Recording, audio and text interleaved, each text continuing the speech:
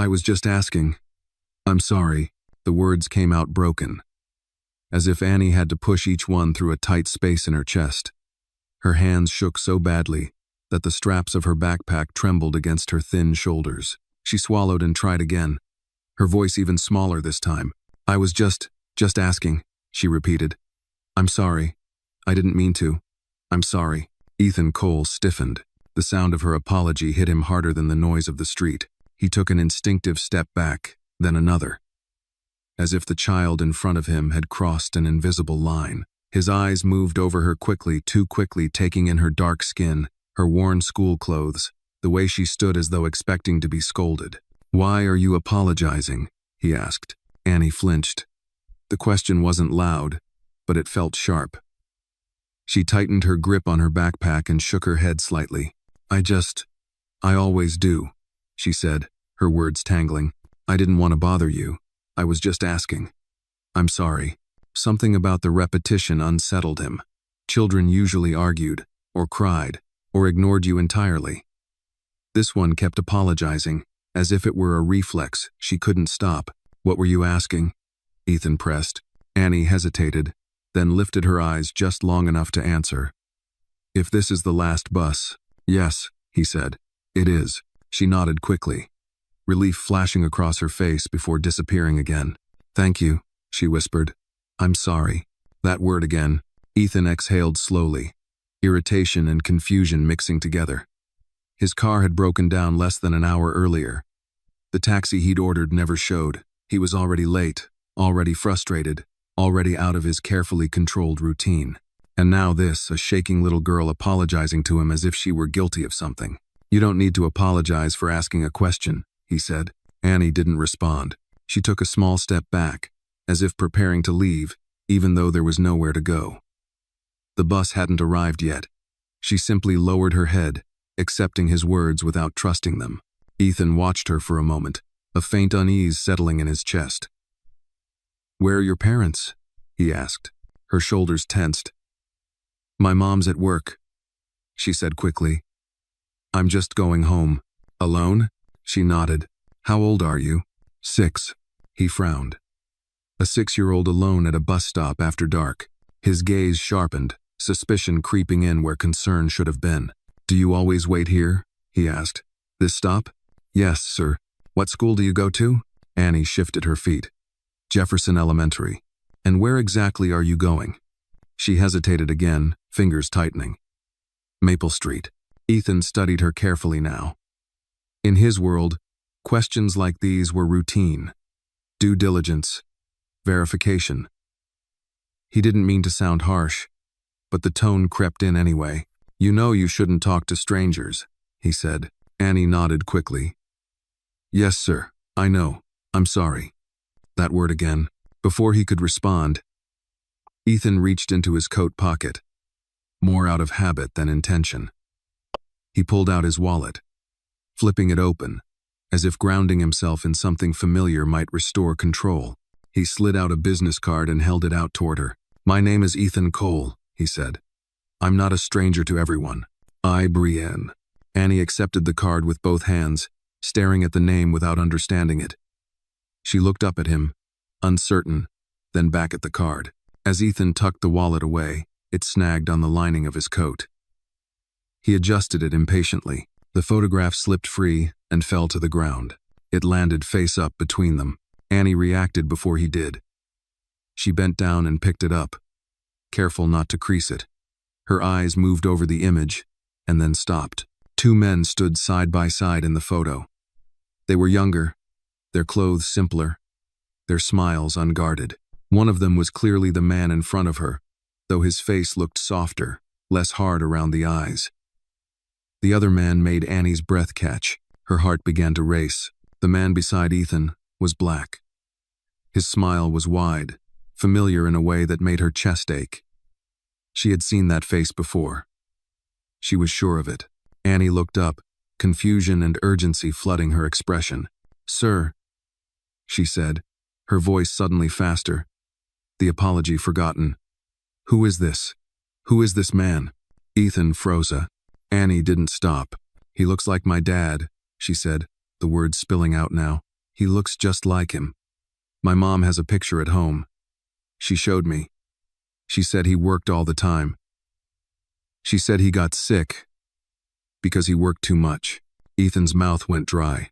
Annie stepped closer, holding the photo up. "Is he your friend? Did you know him?" "My dad died before I was born. My mom said no one from his job came. She said they forgot him." Each sentence landed like a blow. If this moment touched you, if it made you pause or think about the people who are too often forgotten, take a second to show your support. Like this video, leave a comment where you are watching from, and share what this story made you feel.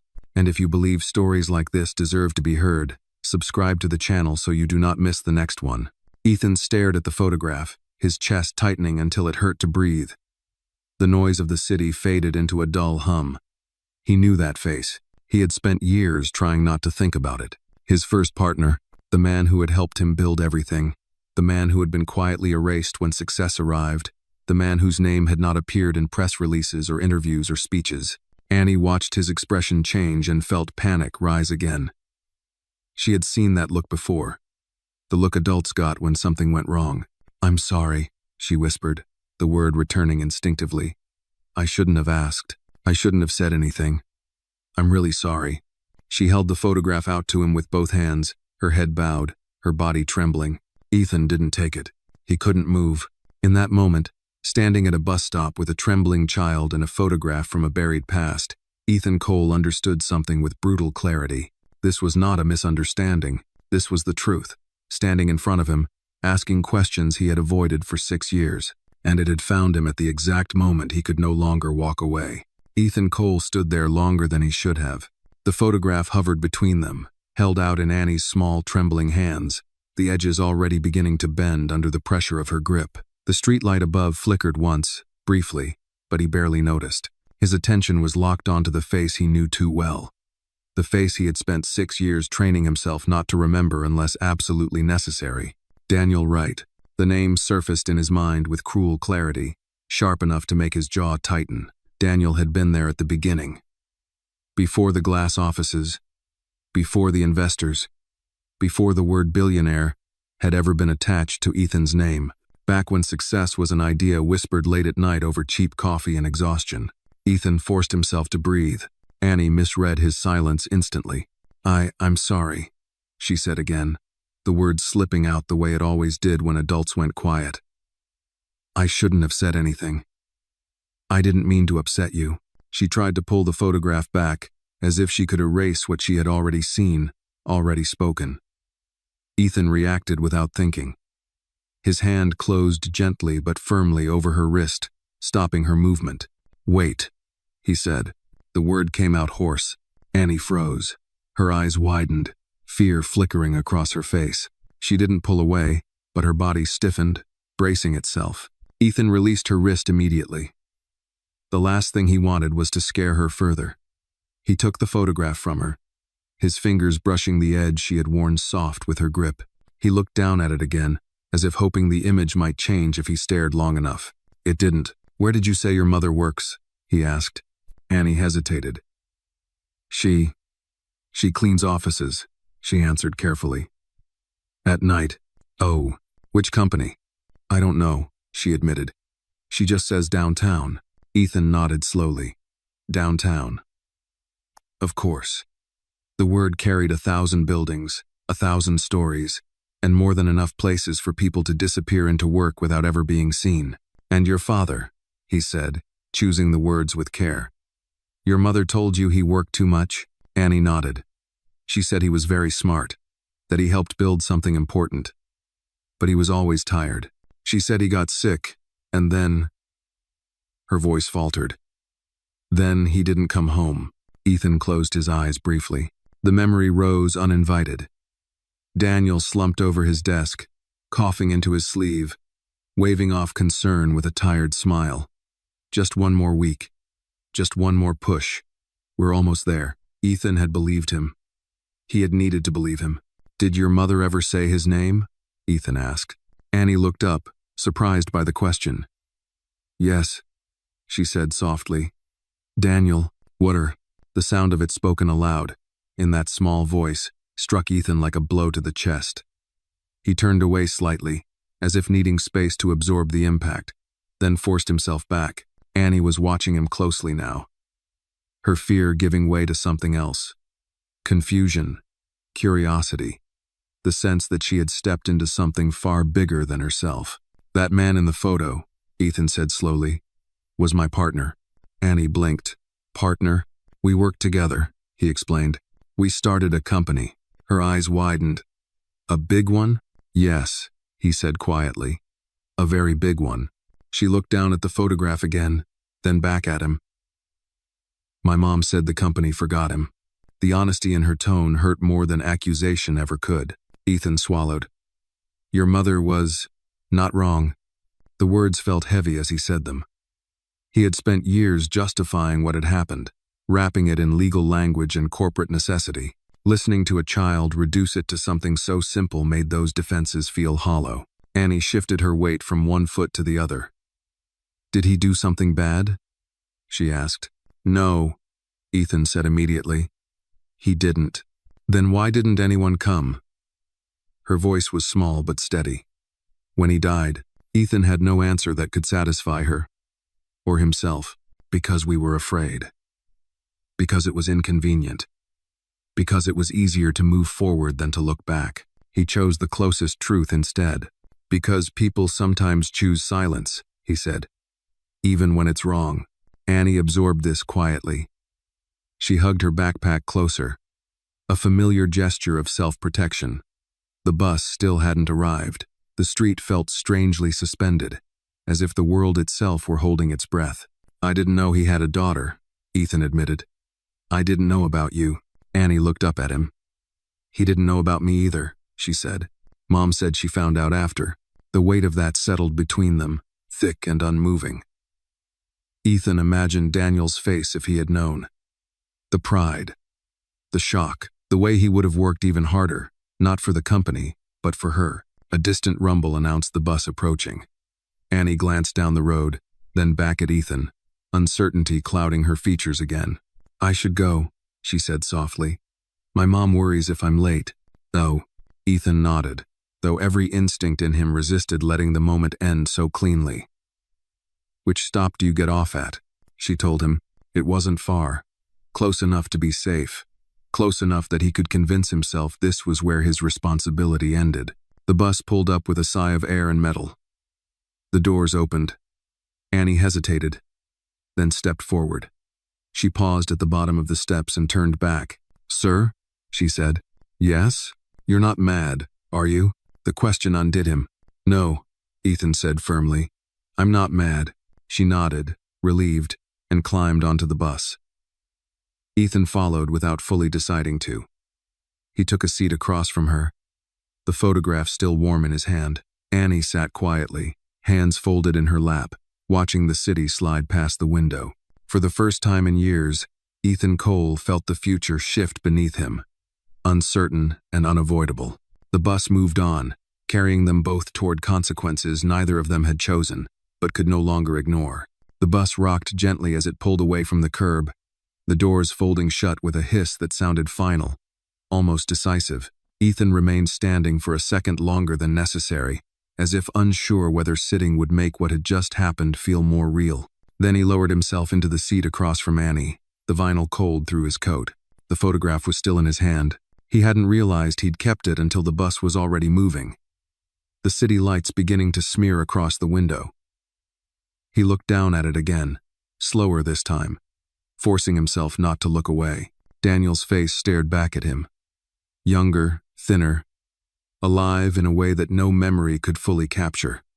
That smile. Ethan had once trusted that smile more than anyone else's. Annie sat very still, her feet dangling above the floor, not touching anything. She had turned slightly toward the window, but her eyes weren't focused on the street. She was listening. Waiting. Children learned early when adults were carrying something heavy. You don't have to sit with me, she said suddenly, her voice cautious. You can sit somewhere else if you want. The words were polite, practiced, an exit offered, just in case. I'm fine here, Ethan replied. She nodded, accepting the answer without fully believing it. Her fingers worried at the zipper of her backpack, sliding it back and forth without opening it. The bus hummed steadily, stopping at red lights, lurching forward again, indifferent to the quiet, unraveling happening in one of its seats. After a moment, Ethan spoke. "How long have you been taking this bus?" "Since first grade," Annie said. "Mom walks with me in the mornings, but at night she's working." "How late?" "Sometimes very late." He did the math without meaning to. Cleaning shifts, office buildings, the kind that didn't end until everyone else was already asleep. "Do you wait alone often?" he asked. Annie shrugged. "There are usually other people. Sometimes there aren't. And that doesn't scare you?" She considered the question seriously. "It used to," she said. "But you get used to things." The answer unsettled him more than if she'd said yes. The bus slowed as it approached the next stop. A man got on, nodded briefly at the driver, took a seat without looking at anyone. Life continued around them, unaware that something fundamental had shifted. Ethan cleared his throat. "Your mother," he said. "Does she ever talk about your father much?" Annie shook her head. "Only sometimes, when she thinks I'm asleep." That made sense too. "What does she say?" he asked, gently. "That he was kind," Annie said after a pause. "That he wanted to make things better. She says he believed in people even when he shouldn't have." Ethan looked back down at the photograph. "That was Daniel. Always had been. He believed in me," Ethan said quietly. Annie turned to him, surprised. "Really?" "Yes." "Did you believe in him?" she asked. The question was innocent. The answer was not. Ethan felt something tighten in his chest. "I thought I did," he said. At the time, she studied his face, searching for something she didn't have words for yet. Adults lied differently than children. She was beginning to understand that. The bus hit a pothole, jolting them both. Annie grabbed the edge of her seat automatically, then relaxed when nothing else happened. Ethan noticed how quickly she recovered, how practiced she was at steadying herself. "My mom says grown-ups make choices they don't always understand until later," Annie said. "That's true," Ethan replied. "Very true." The bus slowed again. Annie leaned forward, peering out the window. "That's my stop coming up, already." Time had compressed the way it did when you weren't paying attention. Ethan nodded. "I'll walk you home." She looked at him, startled. "You don't have to." "I know," he said. "I want to." Annie hesitated, then nodded. "Okay." The bus hissed to a stop. The doors opened. Annie stood carefully, waited for him to move first. He did, stepping down onto the sidewalk, then turning to help her when she hopped off behind him. The street was quieter here, rows of small houses, porch lights glowing softly. The kind of neighborhood built for families who didn't have much, but made room for each other anyway. They walked side by side for a block, then another. Annie pointed ahead. "That one," she said. "The blue door." Ethan followed her gaze. The house was modest, well kept. A plant by the window, a bicycle leaned against the fence. Signs of a life held together through effort. They stopped at the gate. "My mom will be home soon," Annie said. "I can wait inside." Ethan nodded, though a strange reluctance pulled at him. Tell her my name," she smiled faintly. "I will." She reached for the gate, then paused. "Sir?" "Yes, about my dad," she said. "You won't forget him again, will you?" The question was quiet, but it carried the weight of years. Ethan knelt down in front of her, bringing himself level with her eyes. "No," he said. "I won't." Annie studied his face for a long moment, then nodded, satisfied. She opened the gate and disappeared inside, closing it gently behind her. Ethan remained where he was, the photograph still in his hand, the promise settling heavily on his shoulders. For the first time since the company had taken off, since the interviews and accolades and carefully edited origin stories, Ethan Cole understood that success had never erased the past. It had only delayed the moment when it would come back and demand to be seen. Ethan didn't leave the sidewalk right away. He stood there long after Annie had gone inside, the gate clicking shut with a soft finality that echoed louder than it should have. The house remained quiet, its porch light steady, unaware that a man who had once shaped headlines was standing outside holding a photograph that no longer belonged to the past. He looked down at it again. Daniel Wright, younger, alive, standing close enough that their shoulders touched, as if the world had not yet learned how to divide them. Ethan remembered the day the picture was taken. A borrowed office, a folding table, 2 cups of burnt coffee. They had laughed about something trivial, an error message, a missed call convinced that hardship was temporary and loyalty permanent. He slid the photograph carefully back into his wallet, slower this time, deliberately. Some things, he realized, deserved care even if they had been neglected once before. The walk back toward the main road felt longer than it had any right to. Ethan moved without urgency, his thoughts pulling him backward instead of forward. He had spent most of his adult life believing that progress required a certain level of forgetting. You honored the past privately, maybe, but you didn't let it interfere with momentum. Annie's voice followed him anyway. You won't forget him again, will you? The question had not sounded like an accusation. It had sounded like a condition. By the time Ethan reached the bus stop, the bench was empty. The night had settled fully now, the city quieter, slower. He checked his phone. Several missed calls, messages stacked neatly, each one demanding attention, solutions, decisions. He slipped the phone back into his pocket without answering any of them.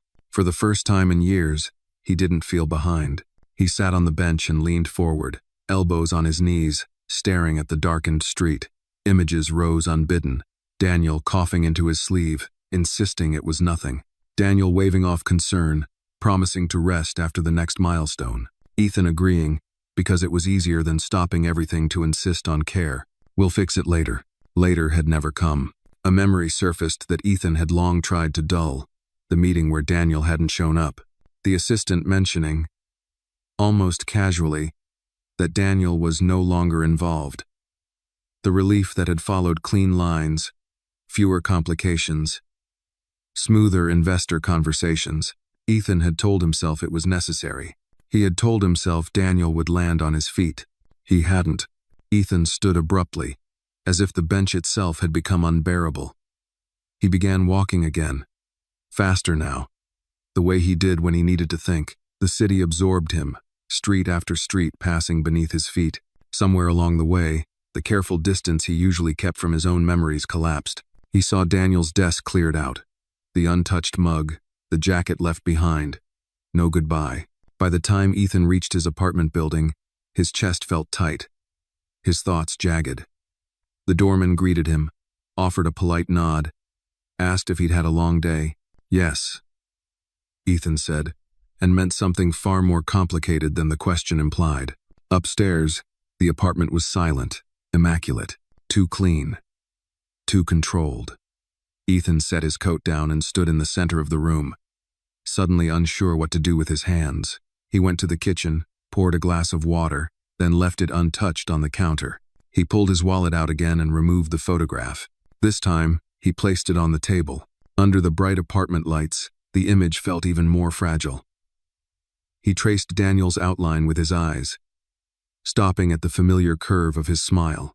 The man in the picture had believed in fairness, in partnership, in the idea that success meant lifting people with you, not stepping over them. Ethan had once believed that too. His phone buzzed again. This time, he answered it. Ethan, his assistant said, relieved.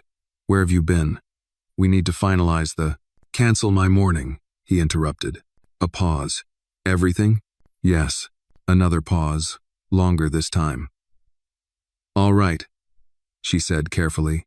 Should I reschedule? I don't know yet, Ethan replied. I'll tell you. He hung up before she could ask more. He sat down at the table, the photograph between his hands, and let himself remember properly for the first time. Not the sanitized version he'd repeated to journalists, but the truth. The late nights, the arguments, the moment he had signed documents without reading them closely enough because he trusted the system he was building to be fair. It hadn't been. Annie's face surfaced in his mind. The way she'd apologized, the way she'd braced herself for blame she didn't deserve, the way she had asked questions because no one had taught her she was allowed to demand answers. She was carrying the consequences of decisions made long before she was born. Ethan leaned back, staring at the ceiling. Justice isn't always loud, he murmured, the words settling into the quiet room. Sometimes it waits. He thought about Annie's mother, about the years she must have spent holding everything together alone, about the absence that had shaped their lives without explanation or acknowledgement. By the time Ethan went to bed, he had made no concrete plans, no calls placed, no announcements drafted, but something irreversible had shifted. He slept poorly, waking before dawn with the image of Annie at the bus stop fixed firmly in his mind. In the early light, he sat up and reached for his phone again. This time, he knew exactly who he needed to call.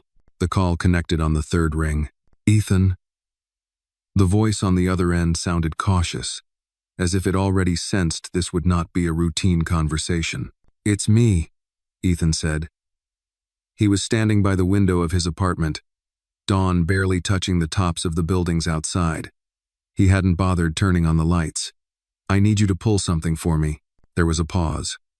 "What do you need?" "Everything," Ethan replied. "All the early records.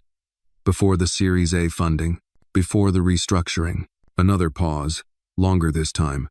"That's a lot. Some of that hasn't been accessed in years." "I know. And some of it," the man added carefully, "was sealed for a reason." Ethan closed his eyes. "Unseal it." Silence stretched between them. Ethan imagined the other man weighing risks, recalling meetings where decisions had been framed as necessary, unavoidable. He had once been part of those meetings too. "Why now?" the man finally asked. Ethan thought of Annie standing at the bus stop, apologizing for existing, of a photograph falling to the ground at the exact moment it could no longer be ignored. "Because it's time," Ethan said. "And because there's a child involved. That was what did it." "All right," the man said quietly. "I'll see what I can find." After the call ended, Ethan remained by the window, watching the city wake up. Cars began to move.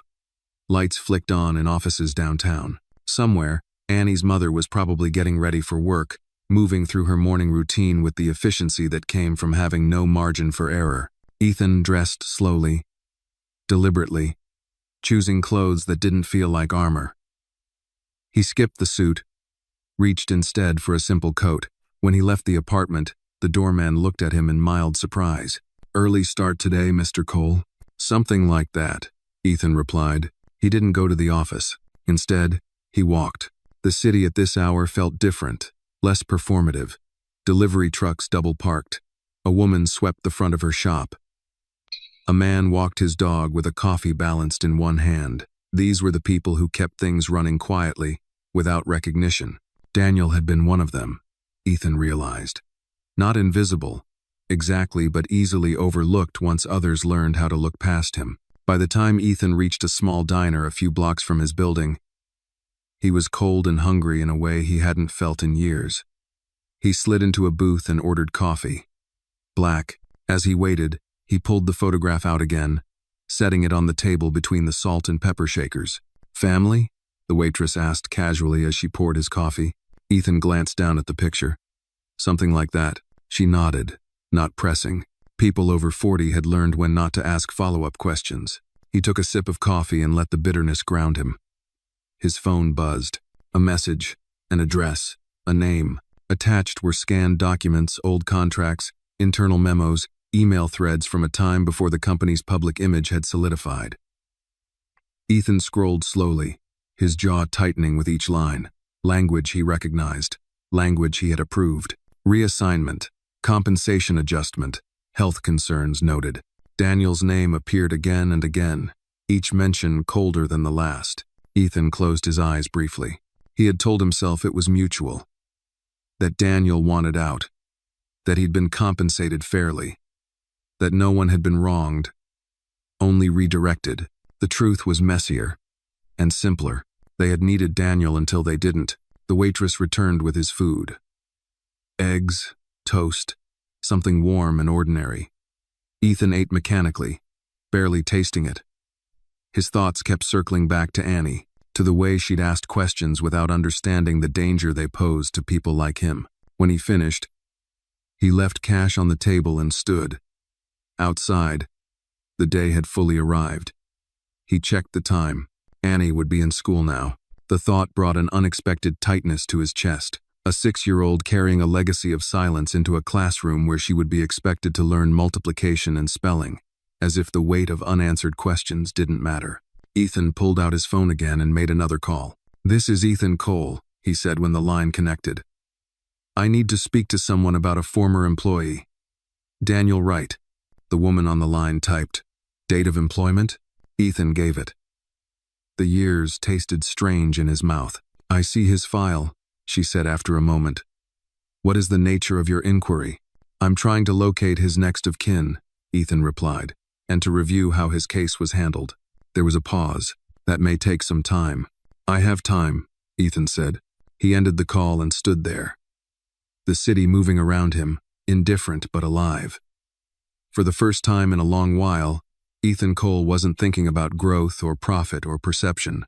He was thinking about responsibility, and about a promise he had made at a gate on Maple Street to a child who deserved more than silence. The school office smelled faintly of disinfectant and old paper, a scent Ethan hadn't encountered in decades. He stood just inside the doorway, aware of how out of place he looked in a room filled with construction paper posters and notices about bake sales and attendance reminders. Children's artwork lined the walls, bright colors, uneven lines, names written in careful block letters at the bottom. He hadn't planned on coming here. The decision had taken shape quietly, sometime between the diner and the phone call that confirmed Annie's school address. Jefferson Elementary. Maple Street Zone. It felt wrong to keep moving pieces behind the scenes without seeing the other side of what those decisions had shaped. A woman at the front desk looked up from her computer.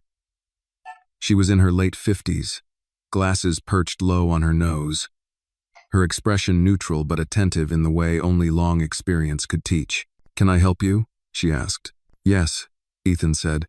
"I'm here about a student, Annie Wright." The woman's fingers paused over the keyboard. Something shifted in her eyes.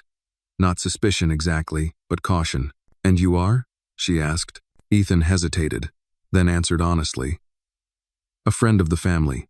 The woman studied him for a moment, then nodded. "Have a seat.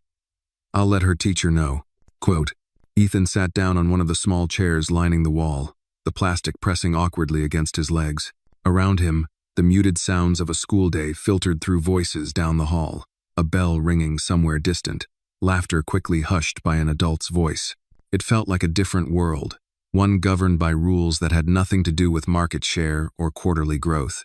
A door opened. Annie stepped out into the hallway, her backpack slung over one shoulder, her face lighting up briefly before settling into uncertainty when she saw him. "Sir?" she asked quietly. Ethan stood. "Hi, Annie." She glanced back toward the classroom, then at him again. "Is something wrong?" "No," he said quickly. "Nothing's wrong. I just wanted to talk. Is that okay?" She nodded slowly. They moved to a bench near the window. Sunlight streamed in, warming the floor. Annie sat carefully, smoothing her skirt, her hands folding neatly in her lap. "My teacher said I wasn't in trouble," she said, as if reassuring herself. "You're not," Ethan said. "I promise." She looked at him closely. "Did I say something bad last night?" The question cut deeper than he expected. "No," he said firmly. "You told the truth." She seemed to consider this, weighing it against her own experience. "Sometimes the truth makes people upset," she said. "Yes," Ethan agreed. "It does." "Are you upset?" she asked. He shook his head. "I'm awake." She frowned slightly, unsure what that meant, but accepted it. "I talked to someone this morning," Ethan said. "About your father." Annie's posture stiffened. "Just a little. My mom doesn't like it when people talk about him," she said. "I know," Ethan replied. "I won't say anything to her without asking, but I wanted you to know something." She waited. "He mattered," Ethan said. "What he did mattered, and what happened to him wasn't fair." Annie's eyes dropped to her hands. "My mom says life isn't fair." "She's right," Ethan said. "But that doesn't mean we shouldn't try to fix what we can." Annie was quiet for a long moment. Then she asked, "Are you going to tell people about him?" "Yes," Ethan said. "I am." Her head lifted. "All of them? As many as I can." She nodded slowly, as if filing the information away somewhere important. "He would have liked that," she said. He wanted people to remember. Ethan felt his throat tighten. I know. A bell rang, signaling the end of the period. Voices grew louder. Annie shifted on the bench, glancing back toward her classroom. I have to go, she said. I know. She stood, then hesitated. Sir? Yes? You won't stop coming now, will you? She asked. Now that you know. The fear in her voice was familiar. Adults had a way of disappearing once they'd taken what they needed. I won't, Ethan said. Not unless you tell me to. She studied his face, searching for the cracks. Finding none, she nodded. Okay. She turned and walked back toward her classroom, pausing once to look over her shoulder. Ethan gave a small wave. She returned it, then disappeared inside. Ethan remained seated for a moment after she was gone. Around him, the school resumed its rhythm, oblivious to the quiet promise that had just been made. When he finally stood, the woman at the front desk looked up again. Everything all right? She asked. Yes, Ethan said. Everything's beginning. Outside, the air felt different, lighter, somehow, despite the weight of what lay ahead. Ethan pulled out his phone and scrolled to a number he'd avoided saving for years. Daniel Wright's emergency contact. Annie's mother. He stared at the screen, thumb hovering. Some conversations changed lives not because they were loud, but because they were long overdue. He pressed call. The phone rang longer than Ethan expected. Each second stretched, heavy with the awareness that once this conversation began, there would be no way to step back into ignorance. He stood on the sidewalk outside Jefferson Elementary, the low murmur of children's voices drifting through open windows behind him. Life continuing, uncomplicated for the moment. Just as he began to think she wouldn't answer, the call connected. Hello. The woman's voice was cautious, guarded by exhaustion. Miss Wright, Ethan said. He forced himself to keep his tone steady. My name is Ethan Cole. Silence. Then, quietly. How did you get this number? Ethan exhaled. From company records. From a time when your husband and I worked together. Another pause, longer now. When she spoke again, the warmth was gone, replaced by something brittle. You shouldn't be calling, she said. There's nothing left to say. I understand why you'd feel that way, Ethan replied. But I spoke to Annie last night.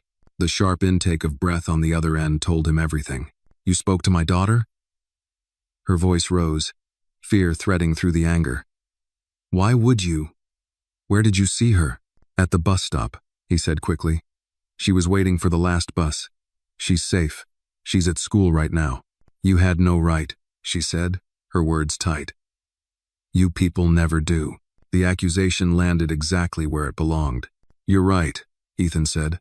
I didn't, and I'm not calling to defend myself. Another silence. This one trembled. She came home last night quiet, the woman said. Quieter than usual. I thought she was tired. She asked me about a photograph, Ethan said. About your husband. The line went very still. I need you to know something. He continued. Daniel was my partner. Not an employee. Not replaceable. And what happened to him was wrong. For a long moment, all Ethan could hear was her breathing.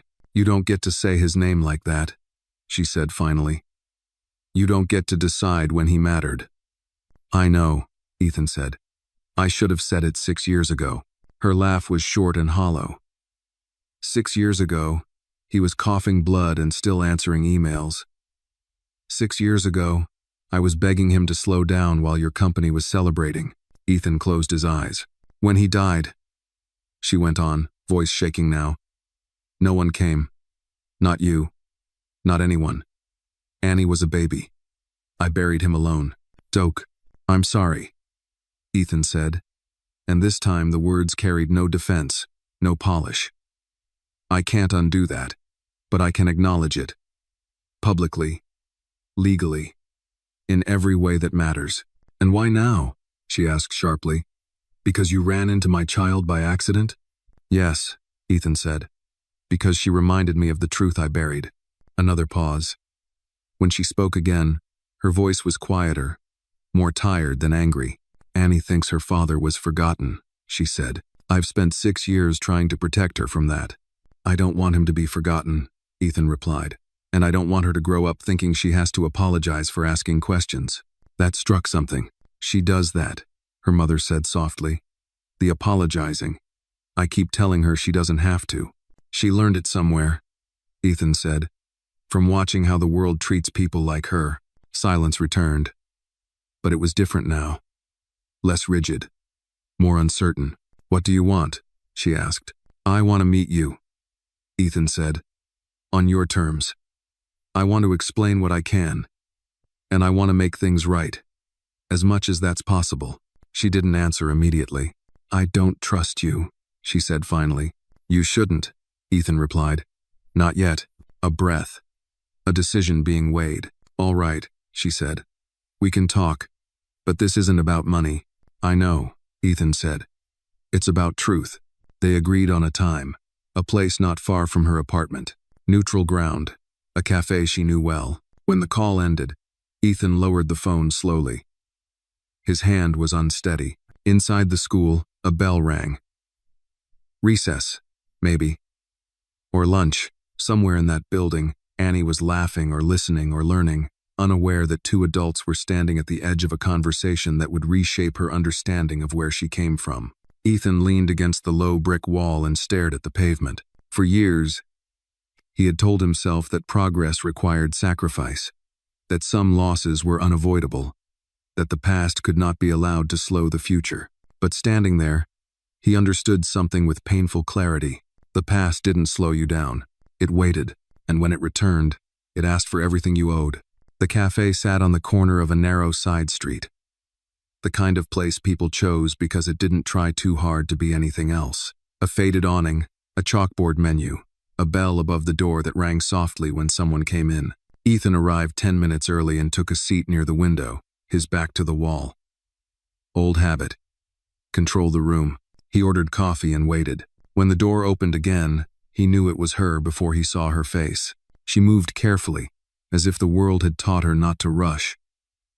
Her coat was practical. Her hair pulled back simply. Her posture straight but tired. She scanned the room once, spotted him, and paused just long enough to decide not to turn around. Then she walked over. You're Ethan Cole, she said, not sitting yet. Yes, he replied, standing. Thank you for coming. She nodded once and sat down opposite him. She didn't remove her coat. I won't stay long, she said. Annie gets out of school soon. I understand, Ethan said. A server approached. She ordered tea, nothing else. They sat in silence while the cups were brought, the small rituals of the cafe filling the space between them. Ethan noticed the way she wrapped both hands around the mug when it arrived, as if drawing warmth from it had become instinctive. You said on the phone that Daniel was your partner, she said finally. He was, Ethan replied. From the beginning, her jaw tightened. Funny. The paperwork never said that. No, Ethan said quietly. It didn't. She held his gaze, unflinching. He believed you, she said. You know that, right? Yes. He believed that if he worked hard enough, if he stayed loyal enough, it would matter. Her voice wavered. Just slightly. I tried to tell him it wouldn't. Ethan looked down at his coffee. I should have listened. To both of you. She gave a short, humorless smile. That would have been new, which is not a comment. The words stung because they were true. When Daniel started getting sick, she continued, he asked for time off. Just a little. Your people told him the project couldn't wait. Ethan's throat tightened. He remembered the email. The one he hadn't answered directly. The one he'd forwarded with a note. Let's circle back after launch. He came home coughing, she said. Some nights he couldn't breathe lying down. I begged him to see a doctor, he said, after the next milestone. Always after. Her eyes glistened, but she didn't let the tears fall. And then one morning, she went on. He didn't wake up. Ethan closed his eyes briefly. I'm so sorry. She leaned back slightly. Sorry doesn't change what Annie grew up without. No, Ethan said. But accountability might. That made her look at him more closely. What does that mean? She asked. It means I intend to correct the record, he said. Legally. Publicly. Daniel's role will be acknowledged, his contributions restored. There will be documentation, not a press release, not a donation with my name on it. A correction. She studied his face, searching for performance, for calculation. "And Annie?" she asked. Ethan didn't answer immediately. "Annie deserves to know who her father was," he said. "Not as a footnote, not as a cautionary tale, as a man who mattered." Her grip tightened around her mug. "She already knows he mattered." "Yes," Ethan said, "but the world should know it too." The cafe door opened again, a rush of cold air sweeping through. A couple came in laughing, shaking off the weather. Life pressed in around them, unbothered by the weight of what was being discussed at their table. "You talked to her at school," Annie's mother said, returning to that point. "Why?" "Because she asked me not to forget him," Ethan said simply. "And because she shouldn't have to carry that alone." She looked down at the table. "She asks questions," she said softly. "More than other kids." "She should," Ethan replied. "She apologizes for them," the woman added. "That's what worries me." Ethan nodded. "That worries me too." Silence settled again. But it was no longer hostile. It was cautious, measuring. "You said this isn't about money," she said. "So don't insult us by turning it into that." "I won't," Ethan said. "But there are practical things that were denied. Benefits, protections. I can't change the past, but I can make sure Annie's future isn't shaped by an injustice she didn't choose." Her eyes lifted, sharp again. "Are you trying to buy forgiveness?" "No," Ethan said. "I'm trying to accept responsibility." She considered this for a long moment. "You understand that doing this will raise questions," she said. "About you, about the company." "Yes." "And you're willing to answer them?" "Yes." "Even if it damages what you've built?" Ethan didn't hesitate. "If what I built depends on erasing someone like Daniel, then it deserves to be damaged." That was the first thing he said that made her inhale sharply. She set her mug down.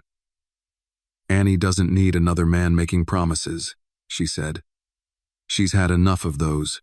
"I won't make promises to her," Ethan replied. "Only commitments I can keep." They stood when it was time to leave. Outside, the afternoon light had shifted, the sky heavy with the promise of rain. "She'll be watching you," Annie's mother said at the door. "More closely than you think." Ethan nodded.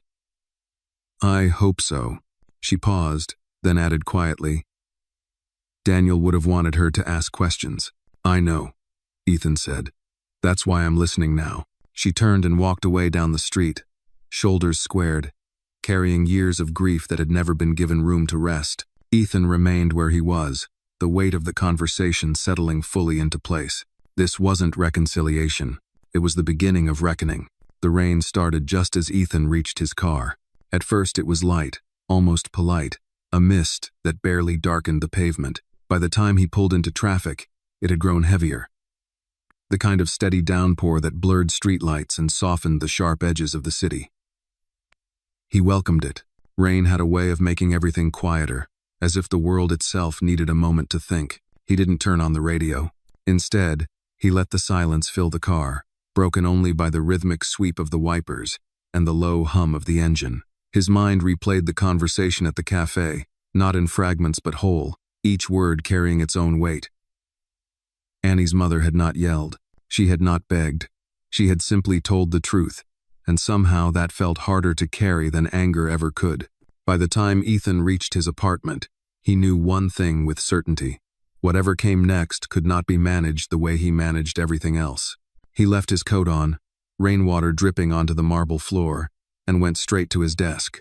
He powered on his computer, ignoring the notifications that flooded the screen. There were emails waiting, requests that assumed his attention was a given.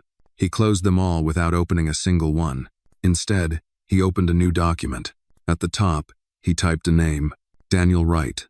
He stared at it for a long moment before adding anything else. When they had launched the company, origin stories had mattered. Investors wanted narratives. Journalists wanted heroes. Somewhere along the way, the story had narrowed until it fit neatly around one name instead of two. Ethan had allowed that to happen, encouraged it, even when it became clear how much simpler things were when there was only one face at the center. He began to type, not marketing language, not legal phrasing, just facts, dates, contributions, decisions made and decisions avoided. The hours Daniel had worked, the responsibilities he had carried, the emails that proved he had been more than an employee, more than expendable. It was slow work. Every few minutes, Ethan had to stop and breathe through the pressure building in his chest. This wasn't guilt in the abstract. This was accountability, taking shape, line by line, refusing to be rushed. Halfway through the document, his phone buzzed. A text from an unfamiliar number. Annie's mom. She asked about you tonight. Ethan's fingers hovered over the keyboard. He typed, erased, typed again. What did she ask? The reply came quickly. If you were really going to tell the truth. Ethan leaned back in his chair and closed his eyes. Tell her yes. He sent it before he could overthink it. The response took longer this time. I did. She said okay. Then she asked if telling the truth hurts. Ethan swallowed. Sometimes. But it's better than pretending it doesn't exist. A pause. Then, she nodded. Said she's used to things hurting. The words sat heavily on the screen. Ethan stood and crossed the room, stopping by the window. Outside, the rain had softened into a steady rhythm, washing the city clean in a way that felt symbolic without trying to be. He wondered how many times Annie had learned to accept pain as normal, how many times she had watched adults choose convenience over care. He turned back to his desk. The next day moved differently. Ethan went to the office, but not to the top floor. Instead, he asked for a conference room that hadn't been used in years, one without glass walls or impressive views. He called in 2 people, not executives, not public relations, legal. The room went quiet when he laid the documents on the table. We need to review this, he said. All of it. Oh, one of the attorneys frowned. Some of these agreements are settled matters. They were settled without fairness, Ethan replied. That doesn't make them right. Another attorney shifted uncomfortably. Reopening this could have consequences. Yes, Ethan said. That's the point. They exchanged glances. This was not the Ethan Cole they were used to. This Ethan did not speak in hypotheticals or euphemisms. We'll need time, one of them said carefully. You have it, Ethan replied. What you don't have is permission to bury this again. The meeting ended without resolution, but that no longer bothered him. Resolution was a destination. He was still at the beginning of the road. That afternoon, Ethan picked Annie up from school. It wasn't planned. He hadn't told her mother in advance. The decision came when he found himself driving past Jefferson Elementary and slowing without meaning to. He parked across the street and waited, watching children spill out in uneven lines, backpacks bouncing, voices loud with relief. Annie emerged near the middle of the group. She spotted him immediately and froze. For a second, he worried he had crossed a boundary. Then she smiled. Small, cautious, but real, and walked over. Hi, she said. Hi, Ethan replied. Is it okay if I walk you home? She thought about it, then nodded. Okay. They walked side by side, matching pace easily now. The rain had stopped, leaving the air clean and cool. My mom said you're going to tell people about my dad, Annie said after a block. Yes, Ethan said. Will they listen? Some will, he replied. Some won't. She considered that. That's okay, she said. He listened. Ethan looked down at her, surprised. When I ask questions, Annie explained. He listened. Even when he was tired, something tightened in Ethan's chest. I'm glad he did. They reached her house. Annie paused at the gate, then looked up at him. Does telling the truth always make things better? She asked. Ethan didn't answer right away. He thought of boardrooms and contracts, of damage and fallout. Then he thought of a little girl at a bus stop, apologizing for asking a question. It makes them honest, he said. And that's where better things start. She nodded, satisfied. Okay. She went inside without looking back this time. Ethan stood there for a moment, then turned and walked away. For the first time in years, he wasn't measuring success by how smoothly the day went. He was measuring it by how little he looked away. The press room had been chosen deliberately. It wasn't the main auditorium with its dramatic lighting and polished backdrop, the one Ethan usually used for earnings calls and product announcements. This room was smaller, functional, lined with plain gray walls and folding chairs arranged in tight rows. There were no banners, no slogans, just a podium, a microphone, and a quiet expectation that something uncomfortable was about to be said.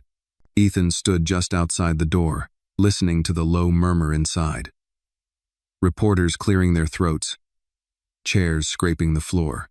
The familiar sounds usually stirred a sense of readiness in him, a sharpening of focus. Today, they only made him feel tired. His legal counsel hovered nearby. Careful not to touch him. Careful not to push. "We can still frame this," one of them said softly. "Limit scope. Focus on honoring legacy without assigning blame." Ethan shook his head. "No framing. A pause. This will raise questions." "Yes," Ethan said. "That's why I'm here." The lawyer studied his face, then nodded once. There was nothing more to say. Inside the room, the noise faded as Ethan stepped forward. Cameras lifted, pens stilled. The attention settled on him the way it always did, heavy and expectant. He took his place behind the podium, resting his hands on either side of it, feeling the solid wood beneath his palms. For a moment, he said nothing. He thought of Annie walking home from school, backpack bouncing lightly against her back. He thought of the way she'd asked questions, not to accuse, but to understand. He thought of Daniel's smile in the photograph, unguarded, hopeful. Then he spoke. "My name is Ethan Cole," he said.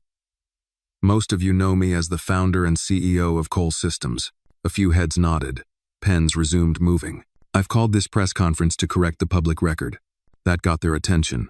"There is a man whose name has been missing from our company's history," Ethan continued. "His name is Daniel Wright.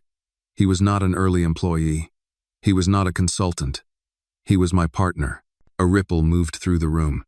Someone leaned forward. Someone else whispered. Ethan didn't pause. "Daniel Wright co-founded this company with me. He contributed intellectually, strategically, and personally to its creation. Without him, Cole Systems would not exist in its current form. There is log." A hand shot up. Ethan ignored it. "For years, I allowed a version of our origin story to circulate that excluded him.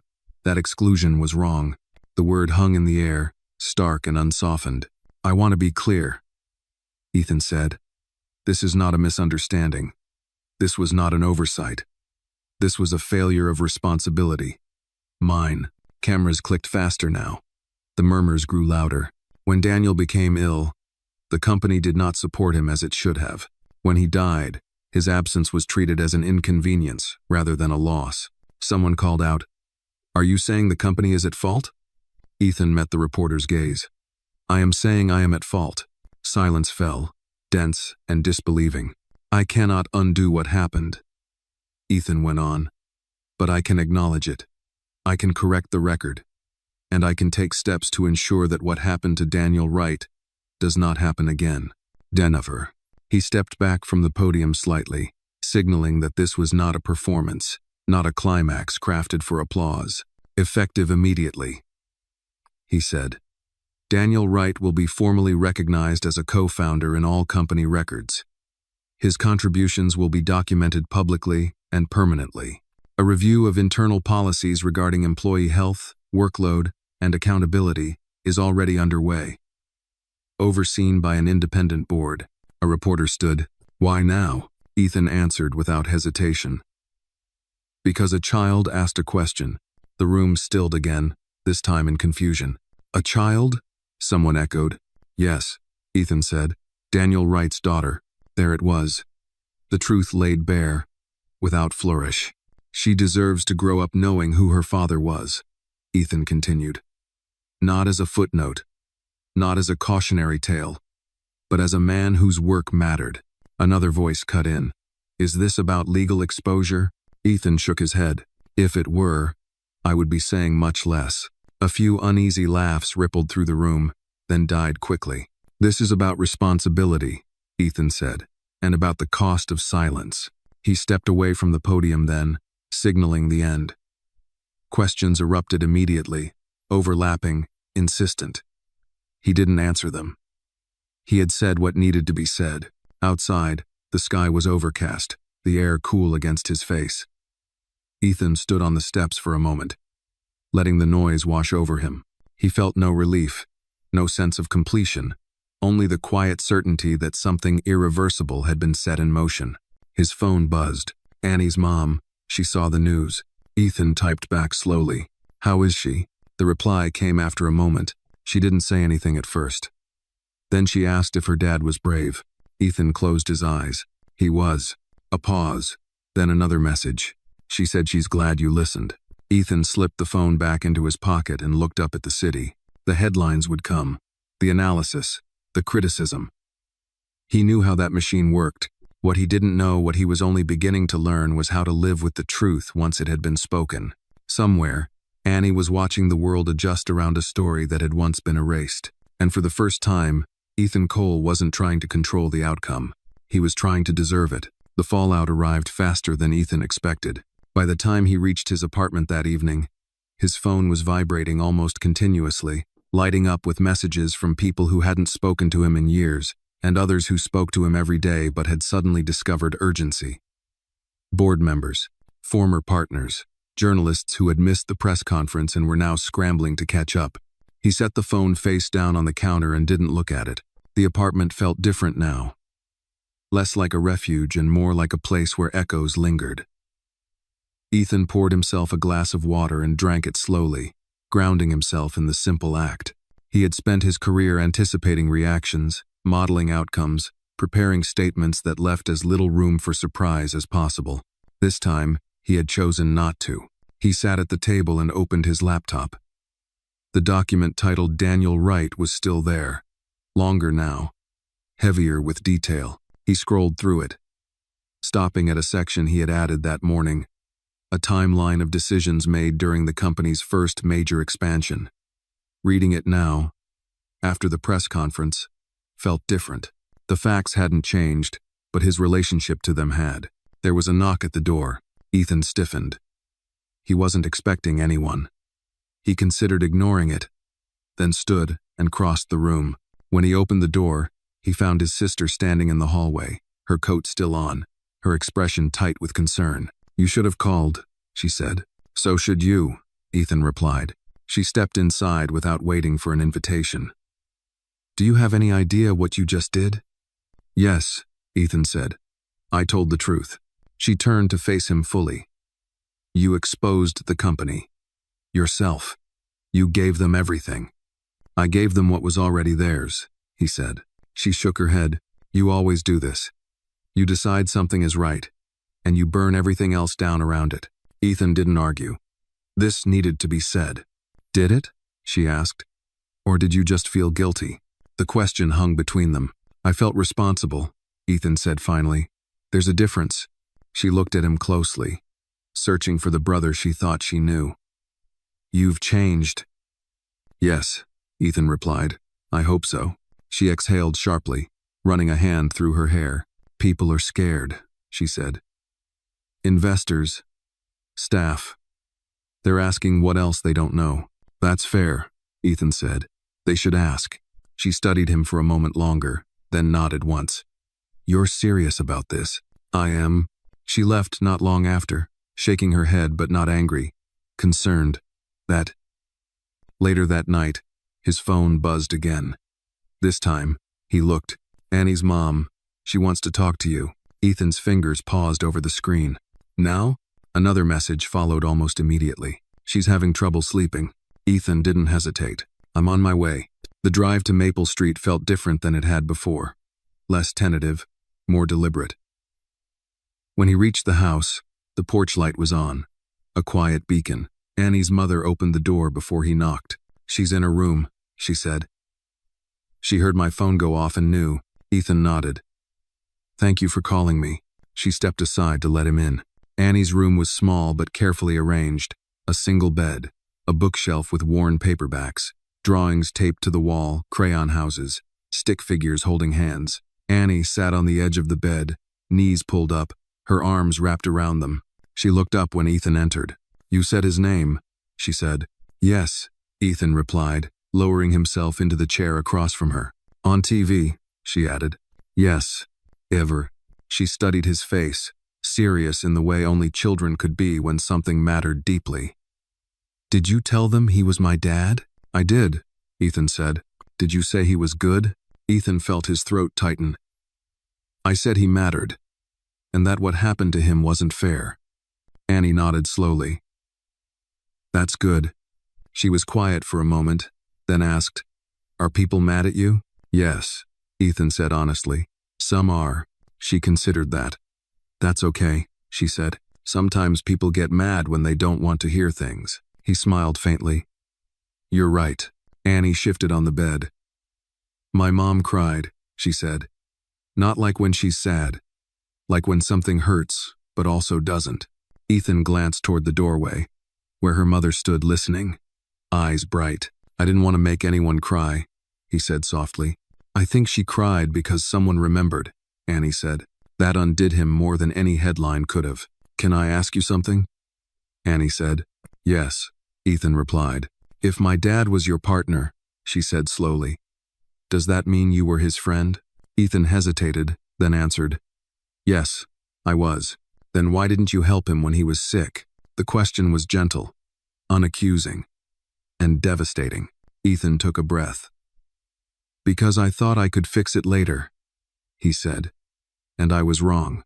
Annie nodded, absorbing the answer with the seriousness it deserved. Grown-ups make mistakes, she said, echoing her earlier wisdom.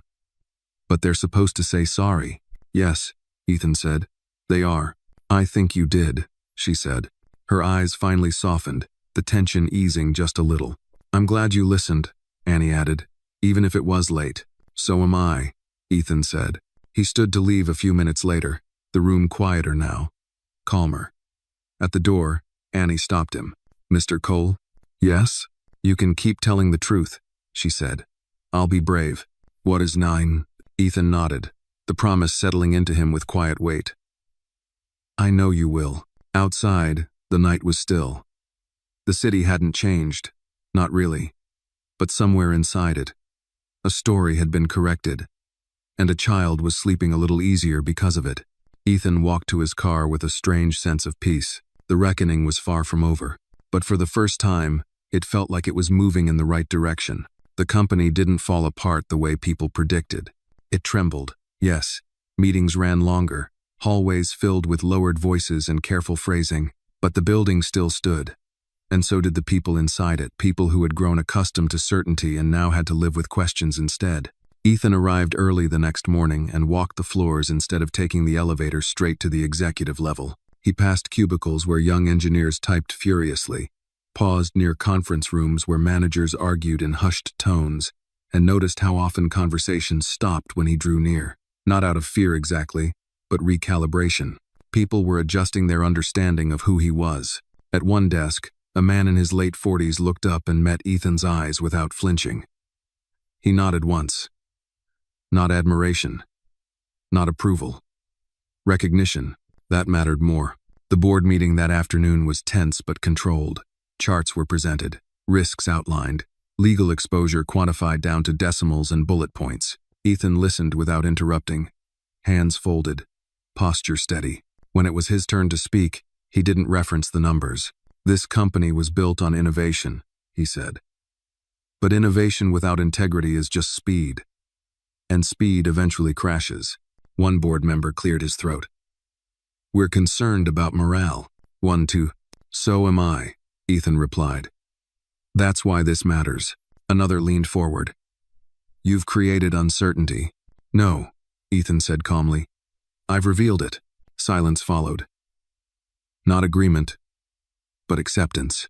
After the meeting, Ethan returned to his office and closed the door. He sat at his desk and stared at the city beyond the glass, the familiar skyline now feeling oddly distant. Success had once felt like insulation. Now he understood it was exposure. His phone buzzed. Annie's mom. She asked if you were okay today. Ethan smiled faintly. Tell her I'm learning. The reply came a moment later. She said learning is hard but important. That sounded like Annie. Late that afternoon, Ethan made a decision he'd been circling since the press conference. He called Human Resources and requested a list, not of top performers, not of rising stars, but of employees who had taken extended medical leave in the past 10 years. He wanted patterns. He wanted to know who had been quietly pushed aside. The silence on the other end of the line told him everything he needed to know. Send it, he said. All of it. When he left the office that evening, the sky was already dark. Instead of going home, he drove toward Maple Street. He didn't announce himself this time. He parked a block away and walked. Annie was sitting on the front steps when he approached. Her homework spread out beside her, her pencil tucked behind one ear. She looked up and smiled when she saw him. No hesitation now. "You're early," she said. "I had time," Ethan replied. She scooted over to make room. He sat carefully, aware of how small the space was, how easily adults crowded children without meaning to. "What are you working on?" he asked. "Spelling," Annie said. "I don't like it." "Why not?" "Because sometimes the words don't sound how they look," she said seriously. "It's confusing." Ethan nodded. "That's true." She squinted at him. "Is that why grown-ups mess things up?" The question caught him off guard. "Sometimes," he said after a moment. "We think we understand something until we don't." She accepted that answer with a shrug and went back to her homework. After a few minutes, she held up her paper. "Can you help me?" she asked. "I'm stuck." Ethan leaned in, reading the sentence. It was simple. He pointed out the correction gently, careful not to rush her. She fixed it herself, nodding in satisfaction. "See?" she said. "I can do it." "I know," Ethan replied. Annie's mother appeared in the doorway, watching them with a guarded but thoughtful expression. "Dinner's almost ready," she said. "I should go," Ethan said, standing. Annie frowned. "You always say that." He smiled. "I'll come back." She studied him, then nodded. "Okay." As he walked back to his car, Ethan realized something subtle but important had shifted. He wasn't being tested anymore. He was being observed. Annie wasn't waiting for him to fail. She was learning how adults behaved when they tried to do better. That was a heavier responsibility than any title he'd ever held. That night, Ethan dreamed of Daniel not sick, not tired, but standing at a whiteboard, marker in hand, explaining an idea with enthusiasm that bordered on reckless optimism. Ethan woke before dawn with the image still vivid, his chest tight but steady. He didn't go back to sleep. Instead, he sat at his desk and began drafting a letter. Not to the press, not to shareholders, to Annie.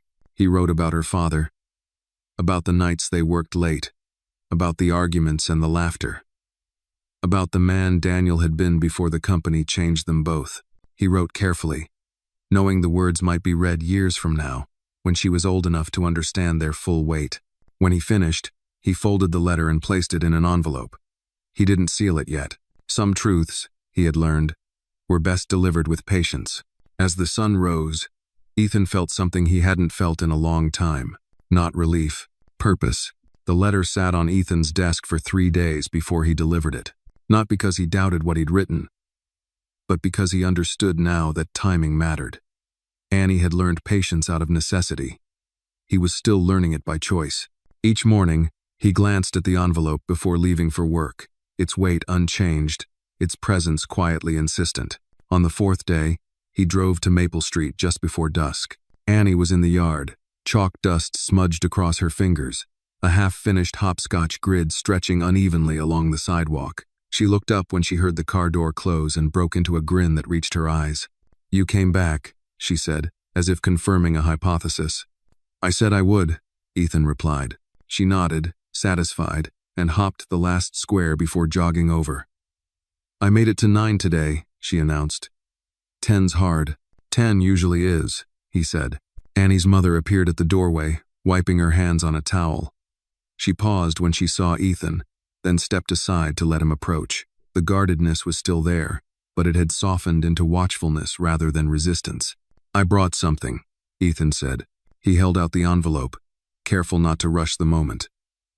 Annie looked at it, then at him. "For me?" she asked. "For you," he said. "But you don't have to read it now. We haven't, with..." She took it with both hands, as she did with important things, turning it over once. "Can I read it with my mom?" "Of course," Ethan said. She tucked the envelope against her chest, then frowned slightly. "Is it sad?" "It's honest," Ethan replied. "There are happy parts, too." That seemed to reassure her. She nodded and ran back toward the house, calling over her shoulder. "We'll read it after dinner. Telges." Ethan stood there a moment longer. the chalk grid at his feet, reminding him of a world measured in small victories rather than sweeping outcomes. Annie's mother approached him slowly. "You didn't have to write," she said. "I wanted to," Ethan replied. "I owed her that." She studied him. "You're not trying to replace him." "No," Ethan said. "I'm trying to remember him correctly." She considered this, then nodded once. "That's all I ever wanted. Doing friend." Inside, Annie's laughter drifted through the open window, bright and unguarded.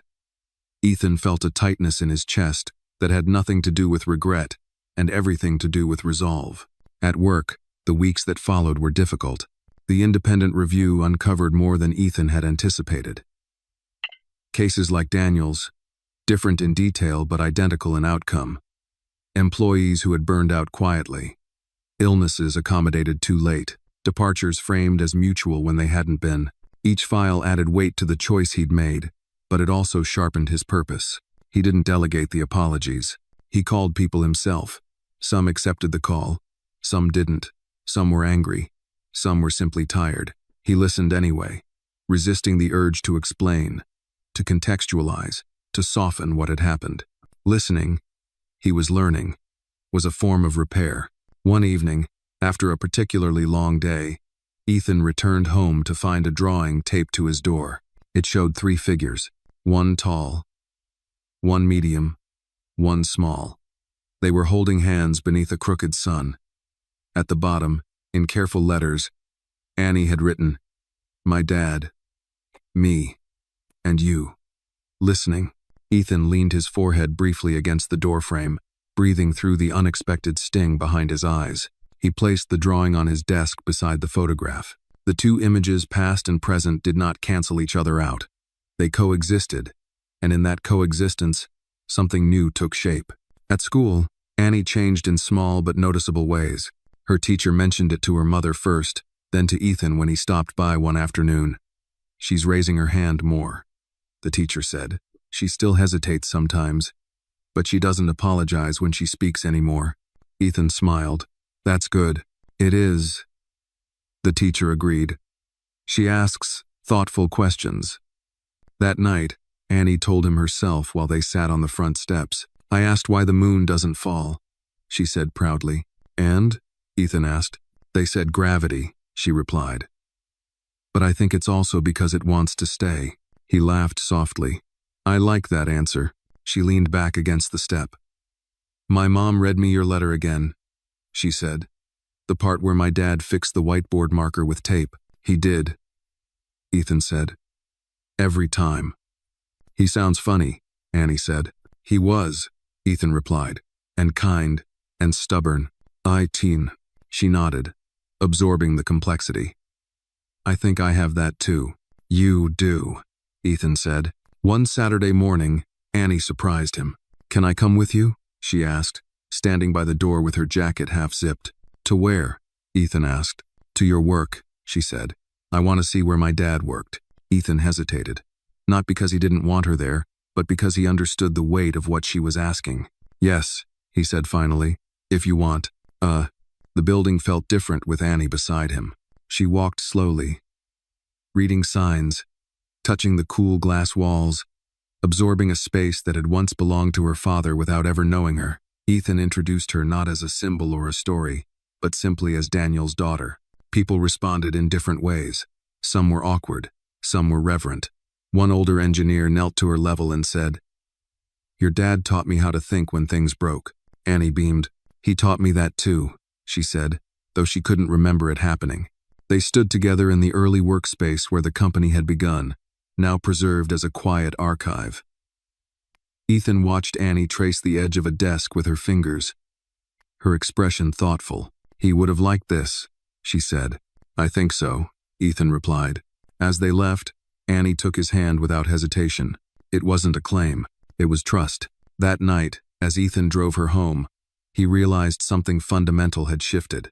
The reckoning he'd begun wasn't just about correcting a story or restoring a name.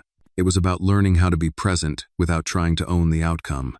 Somewhere between a bus stop and a boardroom, between a photograph and a chalk drawing, Ethan Cole had begun to understand the shape of quiet justice. It didn't arrive with applause. It arrived with consistency. The first legal challenge arrived quietly. It wasn't a lawsuit splashed across headlines or an emergency call in the middle of the night. It came as a carefully worded letter delivered to Ethan's office, printed on heavy paper, polite in tone and sharp in intent. Former shareholders, concerned parties. Language designed to sound reasonable while applying pressure exactly where it hurt. Ethan read it twice, then set it down. He felt no surprise. Only a familiar tightening in his chest, the old instinct to calculate, to defend, to protect what had been built. For years, that instinct had served him well. Now, he let it sit unanswered for a full hour before responding. When he finally spoke to his legal team, his instructions were simple. We respond honestly. We don't threaten. We don't minimize. There was hesitation on the other end of the table. That could be interpreted as weakness, or as integrity, Ethan replied. I'm willing to find out which one lasts longer. The process slowed after that. Investigations moved at a pace that frustrated people accustomed to efficiency. Depositions were scheduled. Old emails resurfaced. Names long buried in archives were spoken aloud again in rooms where silence had once been policy. Ethan attended every meeting he was allowed to attend, not as a figurehead, but as a participant. Some nights, he left the building long after sunset, exhaustion settling into his bones in a way that felt earned rather than numbing. On one of those evenings, Annie waited for him on the front steps, her jacket zipped crookedly, a library book balanced on her knees. You look tired, she said. I am, Ethan admitted. She nodded. My teacher says tired doesn't mean stop. It means slow. That's good advice, Ethan said, sitting beside her. She opened the book and pointed to a sentence. Can you read this part? He leaned closer, reading aloud. His voice steadied as the words took shape, the simple rhythm of the story grounding him more than any briefing ever had. Inside, Annie's mother watched from the doorway, arms folded loosely across her chest. She no longer looked at Ethan with suspicion, but with something closer to assessment, measuring consistency, not intention. After Annie went inside, she stepped out to join him. They called me, she said. Ethan looked up. Who? Your company, she replied. Someone from legal. Very careful. Very polite. And, he asked. They asked questions, she said. About Daniel. About his health. About what he told me before he died. Ethan nodded. Did they listen? Yes, she said. That's new. He absorbed that quietly. I told them the truth, she continued. Not the version that makes anyone comfortable. The real one. Thank you, Ethan said. She studied his face. You're not backing out. No, he said. I'm not. She nodded once.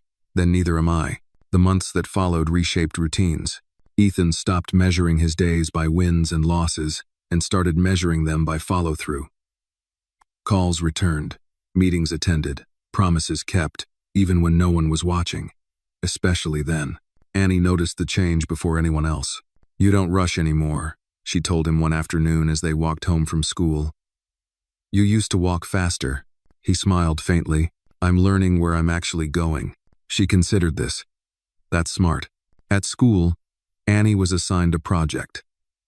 A family history presentation. When she brought the permission slip home, she sat at the table for a long time, staring at it. I don't have pictures like other kids, she said quietly. You have some, her mother replied gently. But they don't know him, Annie said. They don't know my dad. Ethan listened from the doorway. What if, Annie said slowly, we tell them the story instead? Her mother looked at her, surprised. What story? The real one, Annie said. The one where he worked hard and helped people and didn't get remembered until now. Silence followed. That's a brave story, Ethan said finally. Annie looked up at him. I know. They worked on the project together over several evenings. Ethan brought documents and photographs. Annie added drawings. Her mother filled in details only she could know, small habits, quiet kindnesses. Moments that didn't appear in records but defined a life. On presentation day, Ethan didn't attend. He waited at a cafe nearby, hands wrapped around a cooling cup of coffee, resisting the urge to hover. When Annie returned that afternoon, she ran up to him breathless. They listened, she said. All of them. I'm glad, Ethan replied. One kid asked why nobody helped him when he got sick, Annie added. And what did you say? She lifted her chin. I said sometimes people don't look back until someone makes them. Ethan felt a familiar tightening, this time mixed with something lighter. That evening, an article appeared online. Not sensational, not forgiving, accurate. It traced Daniel Wright's contributions and the company's failure with a clarity that left little room for argument. Ethan read it once, then closed the browser. His phone buzzed. Annie, my dad's name is on the internet now. That means people can find him, right? Yes, Ethan replied. They can. A pause. Then, good. He hated being invisible. Ethan set the phone down and leaned back in his chair. The reckoning was no longer just internal. It had moved outward, touching systems and people who had benefited from forgetting. Resistance was growing. So was momentum. Justice, he was learning, didn't arrive as a single moment of triumph. It arrived as a series of choices that became harder to undo with every step forward. And for the first time, Ethan Cole wasn't afraid of where those steps might lead. The hearing was scheduled for a Tuesday morning. Not a courtroom spectacle, not yet, but a formal inquiry room with long tables, microphones, and the quiet weight of consequence. Ethan arrived early, as he always did now, and took a seat at the center table. The room smelled faintly of wood polish and old paper, the kind of place where decisions outlived the people who made them. He placed a folder in front of him and closed his hands around it, not to steady himself, but to remind himself why he was there. Across the room, attorneys whispered. Observers filtered in, careful and curious. A few journalists sat in the back, notebooks open, eyes trained to catch what might slip between statements. Ethan did not look for them. He had learned that the moment you perform for an audience, you stop telling the truth. When the panel entered, the room rose and settled again.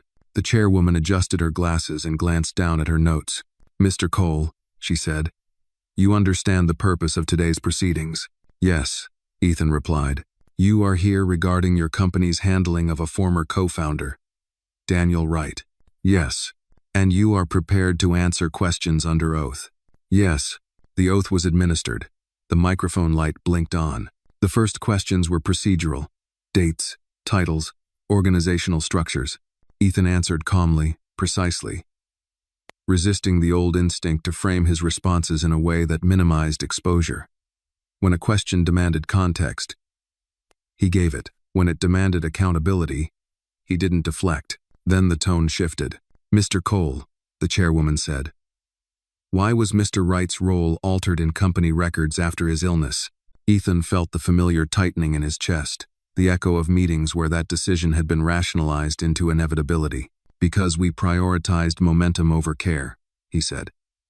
And because I allowed fear of instability, fear of investor reaction to override loyalty. A murmur moved through the room. Do you believe that decision contributed to his decline? Another panelist asked. Ethan paused. He thought of Daniel coughing into his sleeve, of unread emails, of silence dressed up as efficiency. Yes, he said. I do. The room went very quiet. By the time the hearing adjourned, Ethan felt wrung out, stripped of every layer that had once insulated him from consequence. He left without speaking to the press, walking past cameras with his gaze fixed forward. Outside, the sky was pale and open. He breathed deeply, once, twice, grounding himself in the simple fact that he had not looked away. His phone buzzed. Annie's mom. She's nervous today. Ethan typed back as he walked. Why? Pause. Then, career day. Ethan smiled faintly. He had almost forgotten. Tell her she'll do great. Another pause. Then, she asked if she could talk about her dad. Ethan stopped walking. Of course she can. The reply came quickly this time. She said okay. Then she asked if you were brave today too. Ethan looked back at the building behind him, the glass reflecting a version of himself he barely recognized. Tell her I tried. That afternoon, he drove to Jefferson Elementary and waited across the street. Just as he had the first day he'd shown up unannounced. Children spilled out with poster boards and handmade props, voices bright with accomplishment and relief. Annie emerged carrying a folded paper, her steps quick, her eyes scanning until they found him. She ran. I did it, she said breathlessly. I talked the whole time. I knew you would, Ethan said. She held up the paper.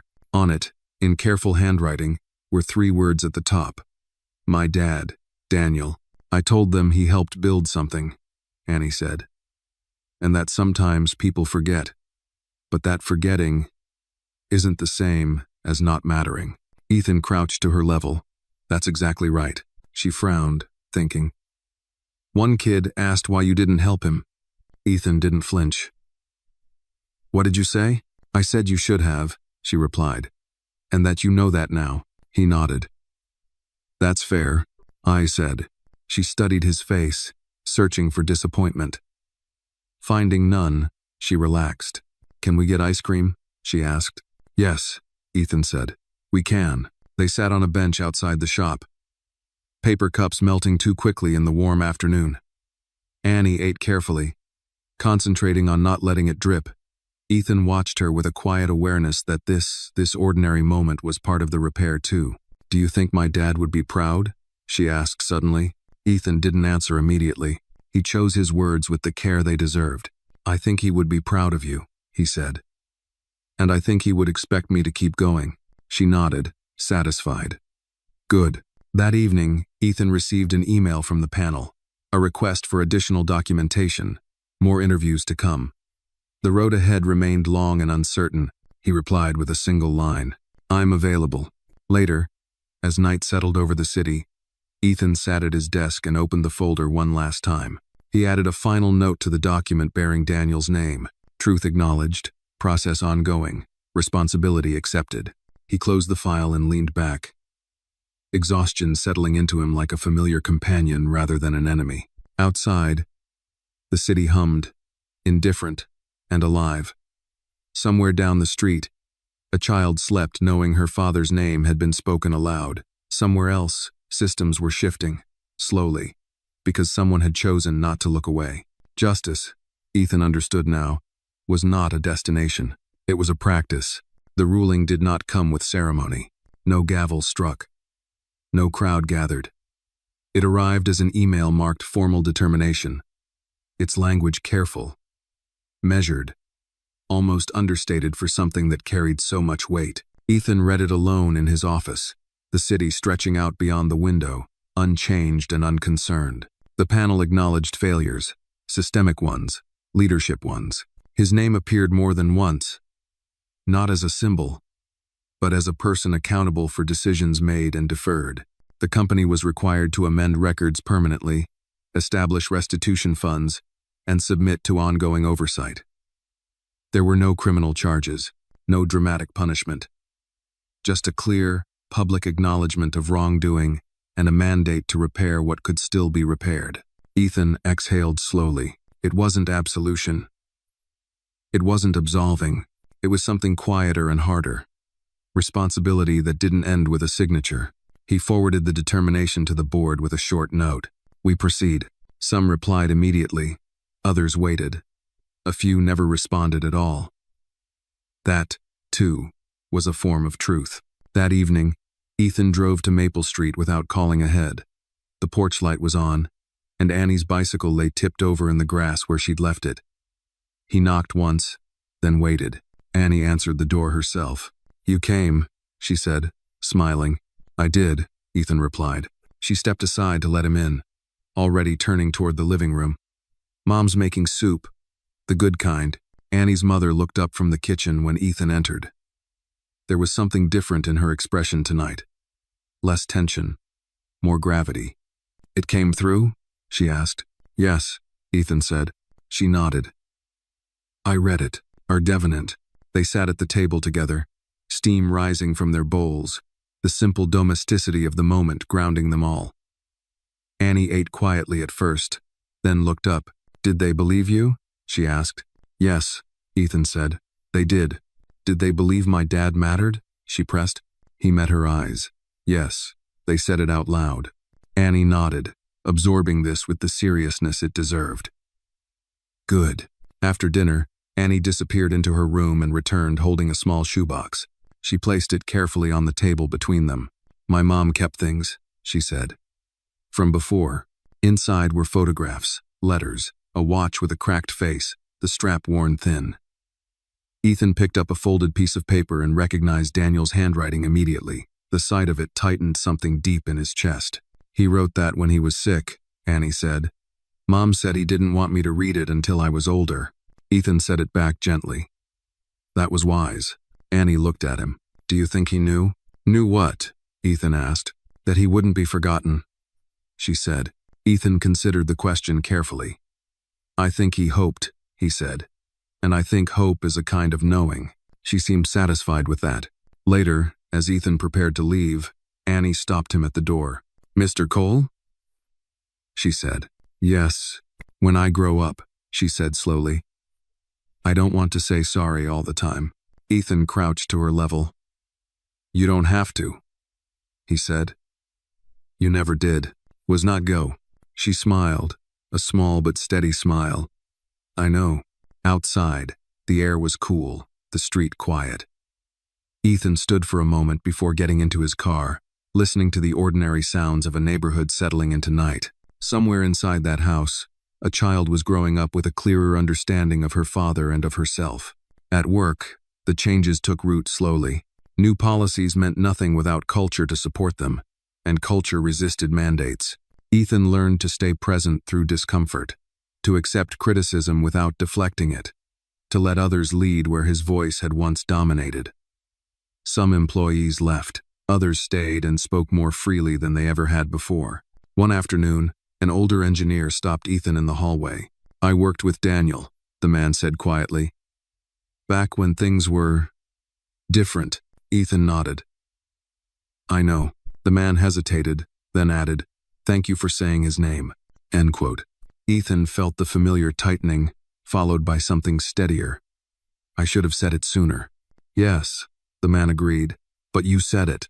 That night, Ethan returned home and found Annie's drawing still on his desk, the three figures holding hands beneath the crooked sun. He realized then that the story had never been about redemption. It had been about recognition, of harm, of humanity, of the cost of silence, and the quiet power of listening when it mattered most. Ethan turned off the light and stood by the window for a long moment, watching the city glow. The reckoning had changed him, but it had also anchored him to something he had been missing for a long time: not control, connection. The settlement agreement was signed on a Friday afternoon, not with applause, not with relief, but with the quiet finality of ink meeting paper. Ethan's signature sat beneath paragraphs of carefully negotiated language commitments to restitution, structural reform, public acknowledgement. It was not a victory document. It was a responsibility document, and he treated it as such. When it was done, the room emptied quickly. Lawyers gathered their folders. Assistants collected glasses of untouched water. Someone shook Ethan's hand and said, "This will be studied," in a tone that suggested both warning and admiration. Ethan nodded, neither accepting nor rejecting the sentiment. He left the building alone. Outside, the late afternoon light stretched long across the pavement, softening the city's edges. He didn't head back to the office. Instead, he drove toward Maple Street, the familiar route now etched into his sense of direction as firmly as any corporate address had ever been. Annie was in the driveway, kneeling on the concrete with a piece of chalk nearly worn down to nothing. She looked up as his car slowed and stood, brushing dust from her knees. "You're early," she said. "So are you," Ethan replied. She smiled and held up her chalk. "I'm drawing a map." "A map to where?" he asked. She shrugged. "Everywhere." Well, he walked closer, studying the lines and shapes, houses, trees, a crooked star that might have been a sun or something else entirely. "This is my house," Annie said, pointing. "This is school. This is where you work. And this," she paused, tapping a spot near the edge. "This is where my dad used to be." Ethan knelt beside her. "Where is that?" She thought for a moment. "Not a place," she said. "Just before." He nodded, understanding more than the word suggested. Annie's mother watched from the doorway, arms crossed loosely, her expression unreadable until Ethan stood and met her gaze. "It's done," he said. She nodded. "I know. I read the notice." They stood in silence for a moment. the weight of years pressing gently between them rather than crushingly as it once had. "You didn't have to come," she said finally.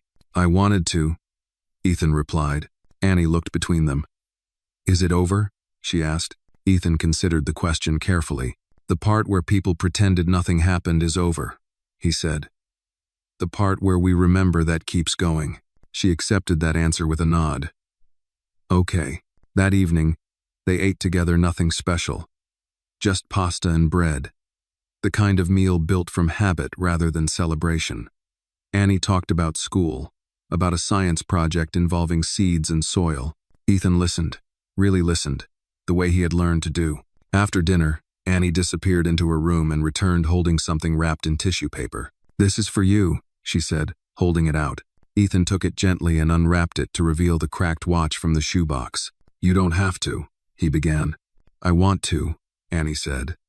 "It doesn't work anymore, but it still ticks in my head." Ethan swallowed. "Thank you," she smiled, satisfied, and returned to her room without ceremony. Later, as he prepared to leave, Annie's mother walked him to the door. "You've changed things," she said quietly. "Not just for us. I know it doesn't fix everything," Ethan replied. "No," she agreed, "but it fixes the lie." That night, Ethan drove home through streets that no longer felt anonymous. He thought of the people who would read reports and articles and case studies. He thought of how easily this story could be reduced to a headline or a lesson abstracted from its human cost. He resolved not to let that happen where he had control.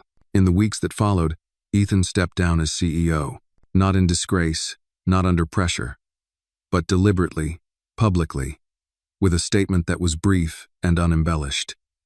He remained involved, but no longer at the center. Leadership, he had learned, did not require permanence. The reaction was mixed: confusion, speculation, praise from some corners, suspicion from others. Ethan accepted all of it without comment. He found his days changing shape: more walking, more listening, fewer rooms where his presence silenced conversation. He volunteered time to the oversight board, to mentorship programs that focused not on ambition but on sustainability. He spoke less at conferences and more in classrooms, answering questions without rehearsed certainty. One afternoon, months later, Annie asked him something that stopped him cold. "Do you miss it?" she asked, swinging her legs from the front steps. "Miss what?" Ethan replied. "Being the boss," she said. He thought for a moment. "I miss feeling important," he admitted. "But I don't miss feeling right. All the time." She laughed. "Nobody's right all the time." "I know," Ethan said. "I'm finally learning that." As autumn settled in, the chalk drawings faded from the sidewalk, replaced by leaves and rain. Annie grew taller. Her questions grew sharper, more confident. She no longer apologized before asking them. One evening, as they walked past the old bus stop, the one where everything had begun, Annie slowed. "This is where I asked," she said. "Yes," Ethan replied. "I'm glad I did," she said simply. "So am I," Ethan answered. They stood there for a moment, the city moving around them, then walked on. Some stories ended with closure. This one ended with continuity. They returned to the bus stop on an ordinary afternoon. There was no announcement, no marking of the moment as important. Annie mentioned they needed to pass through the neighborhood on their way to the library, and Ethan followed her lead without comment. The city moved as it always had, cars idling, voices overlapping, time paying no attention to memory. The bench was still there. Annie slowed, her steps shortening until she stopped altogether. She stood where she once had, smaller then, quieter then, clutching a backpack and a question she wasn't sure she was allowed to ask. "This is where it happened," she said. Ethan nodded. Yes. She didn't sit. Instead, she turned slowly, looking at the street, the shelter, the sign listing routes that changed more often than promises. She wasn't trembling now. Her shoulders were straight. Her voice, when she spoke again, was steady. "I thought asking was wrong," she said. "I thought I was bothering people." Ethan crouched beside her, careful not to crowd her space. "You weren't. I know that now," Annie replied. "But I didn't then." They stood in silence, letting the past exist without trying to correct it retroactively. Some things could only be acknowledged, not fixed. Annie broke the quiet. "If I hadn't asked you," Would everything still be the same? Ethan didn't answer immediately. He looked around the ordinary stop, the ordinary street, and thought about how many lives were shaped by moments that looked exactly like this from the outside. Yes, he said finally. Probably. She nodded, accepting that truth without flinching. Then, I'm glad I did. So am I, Ethan said. They continued on toward the library, Annie skipping ahead, her movements light, unburdened by the weight she once carried without understanding why. Ethan followed at an easy pace, no longer measuring his steps by urgency. Inside the library, Annie wandered toward the children's section without waiting for him. She had learned she didn't need permission to take up space. Ethan watched her disappear between the shelves, her confidence quiet but unmistakable. He sat at a nearby table and waited. A few minutes later, she returned with a stack of books balanced precariously in her arms. She dropped them onto the table with a satisfied thump. These are about inventors, she said, and one about maps. Why maps? Ethan asked. She shrugged. So I know where I am. He smiled. That's important. They read in companionable silence for a while, pages turning softly, the library's hush wrapping around them. Ethan noticed the way Annie no longer glanced at him before asking questions, no longer prefaced her curiosity with apology. The change wasn't dramatic, it was permanent. As evening settled in, they walked back outside, the sky shifting toward gold and gray. Annie stopped suddenly and looked up at him. When I'm older, she said, I want to help people ask. Ask what? Ethan asked. Anything, she replied. For help, for answers, for fairness. He considered her words, recognizing the echo of something Daniel might have said once, years ago. Over cheap coffee and untested dreams. That's a good goal, Ethan said. She smiled. I think so too. Woes. At Maple Street, Annie paused at the gate, then turned back to him. You didn't walk away, she said, not as a question. No, Ethan replied. She nodded once, satisfied, and went inside. Ethan remained where he was for a moment longer, watching the light in the house glow warm against the gathering dusk. He thought of everything that had followed a single, quiet apology at a bus stop. The truths uncovered, the harm named, the slow, uneven work of repair. He had once believed that justice arrived as a verdict, a statement, an ending. He knew better now. Justice arrived when someone listened, when someone stayed, when a child learned that her voice did not require permission. Ethan turned and walked away, blending back into the city not as a man trying to outrun his past, but as one willing to carry it honestly. The world around him remained imperfect, unfair in ways no single reckoning could erase. But somewhere within it, a girl named Annie walked forward without apologizing for needing anything.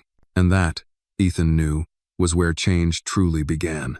The story reminds us that injustice often survives not because it is loud, but because it is ignored. A single quiet apology from a child reveals how deeply people can be taught to minimize themselves just to survive, while those in power learn to look away. True justice does not begin with punishment or headlines, but with listening, accountability, and the courage to face uncomfortable truths.